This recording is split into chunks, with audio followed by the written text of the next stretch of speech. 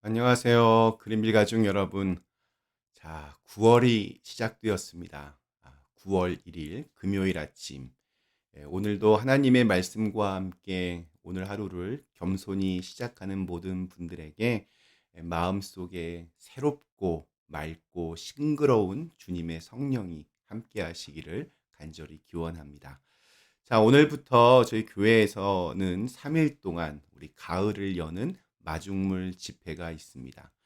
우리 한국에서 오신 한희철 목사님을 통해서 그동안 잠자고 있던 우리의 영혼을 깨우는 한 바가지의 물이 부어지는 그런 귀한 시간이 되기를 간절히 기도합니다.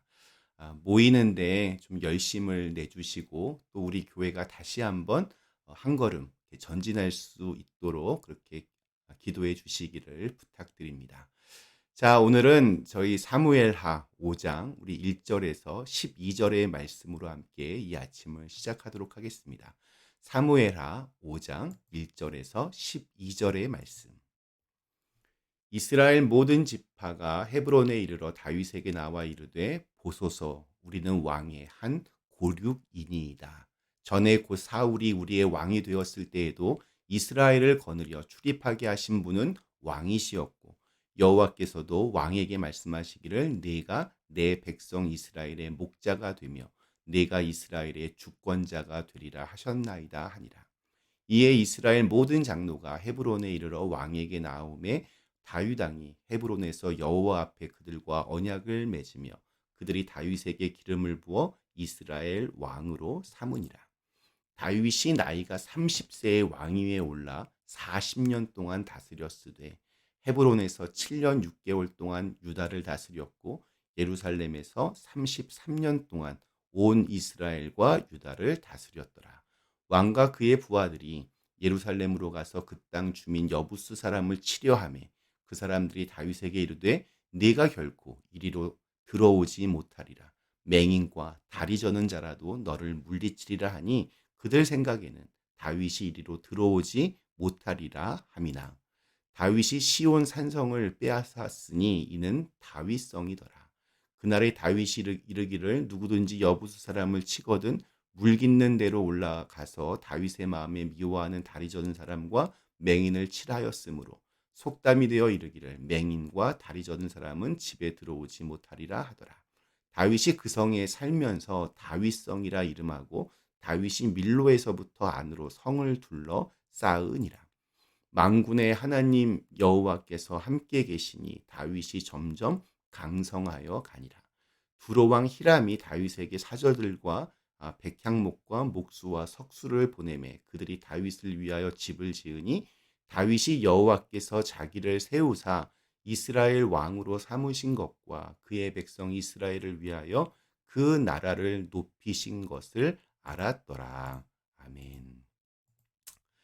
네, 하나님은 다윗을 이스라엘 왕으로 세우시기 전에 아주 철저하게 훈련하셨습니다.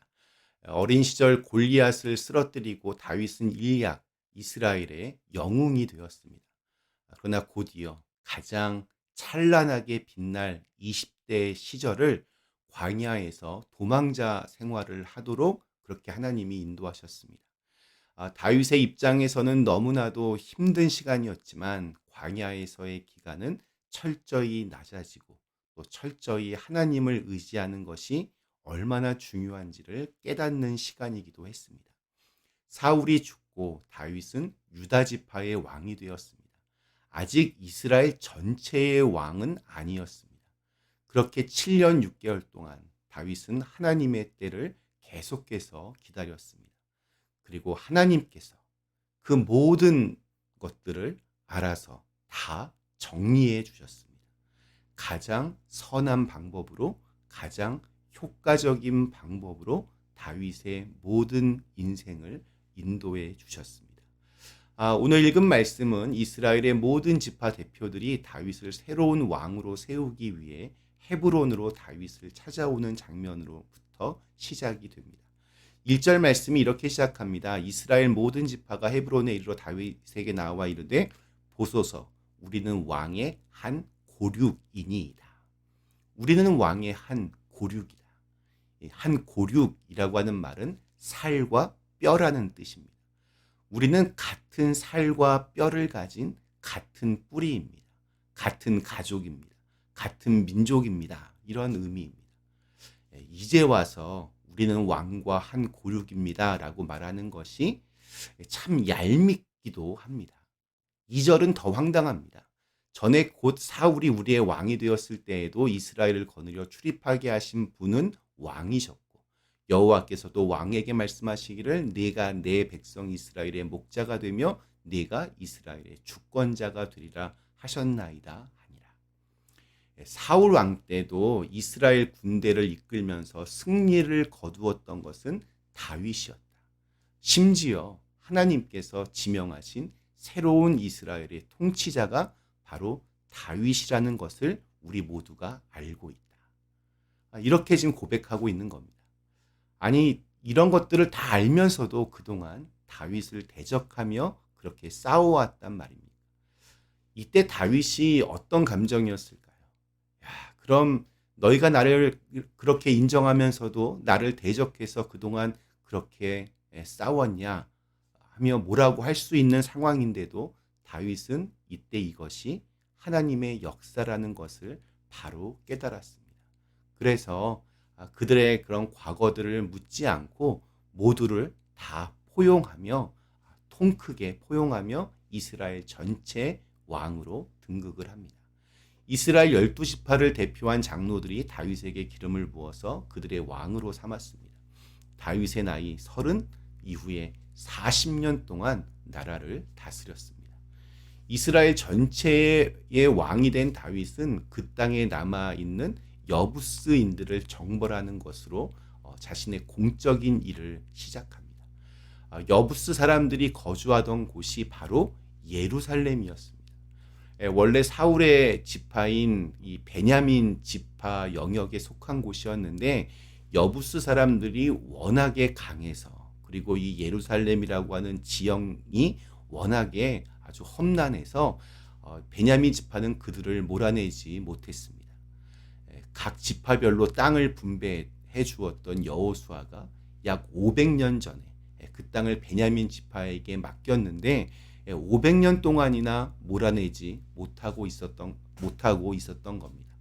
즉 500년 동안의 수건 사업을 이스라엘의 새로운 왕 다윗이 해결합니다. 다윗이 여부스를 공격한다 이 소식을 듣자 여부스 사람들은 비웃었습니다. 네가 이곳을 점령한다고? 넌 결코 이곳에 들어오지도 못할 것이다. 우리가 맹인과 다리 저는 사람만 동원해서 너희를 막아도 우리가 거뜬히 이길 것이다. 그들은 이렇게 다윗을 조롱했습니다. 그러나 다윗은 놀랍게도 여부스 사람들이 거주하던 예루살렘을 아주 쉽게 빼앗았습니다. 얼마나 쉽게 빼앗았는지 그 과정이 말씀 속에 나와 있지도 않습니다. 다윗은 예루살렘으로 나라의 수도를 옮기고 그곳을 다윗성이라 이렇게 이름을 지었습니다. 좋은 나무, 백향목이 유명했던 두로의 왕 히람은 다윗에게 사절과 나무와 목수, 석수 등을 보내어 다윗이 왕궁을 짓는 데 보탬이 되도록 도와주었습니다. 이 모든 승리 하나님께서 주신 것이었습니다. 그런 면에서 10절 말씀 참 중요합니다. 만군의 하나님 여호와께서 함께 계시니 다윗이 점점 강성하여 가니라. 하나님께서 다윗을 강하게 하셨고 다윗의 나라를 부흥시켜 주셨습니다. 다윗도 이 모든 일이 하나님께서 하신 일이라는 사실을 분명하게 알았습니다. 12절에서 이렇게 고백합니다. 다윗이 여호와께서 자기를 세우사 이스라엘 왕으로 삼으신 것과 그의 백성 이스라엘을 위하여 그 나라를 높이신 것을 알았더라. 그래서 그는 하나님 앞에서 겸손할 수밖에 없었습니다. 모든 것이 다 하나님의 은혜요, 하나님의 도우심이라는 사실을 너무나도 분명하게 알았기 때문입니다. 오늘 우리에게 주신 하루, 우리에게도 분명히 하나님의 은혜와 도우심이 있습니다. 그리고 그것은 우리를 통해서 이루고자 하시는 하나님의 뜻이 있다는 것을 우리가 기억하면서 그렇게 겸손하게 오늘 하루를 살아가시기를 주님의 이름으로 간절히 기원합니다. 잠시 함께 기도하시겠습니다. 사랑의 하나님, 다윗은 하나님과 함께 하면서 점점 강성하여졌습니다. 그리고 그것으로 끝나는 것이 아니라 그 하나님의 뜻이 무엇이었는지를, 하나님께서 왜 자기와 이 나라를 높이셨는지를 계속해서 묻고 깨달아 갑니다.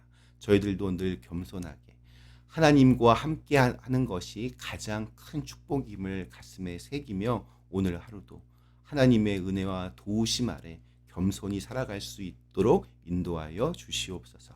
예수님의 이름으로 간절히 기도드리옵나이다. 아멘.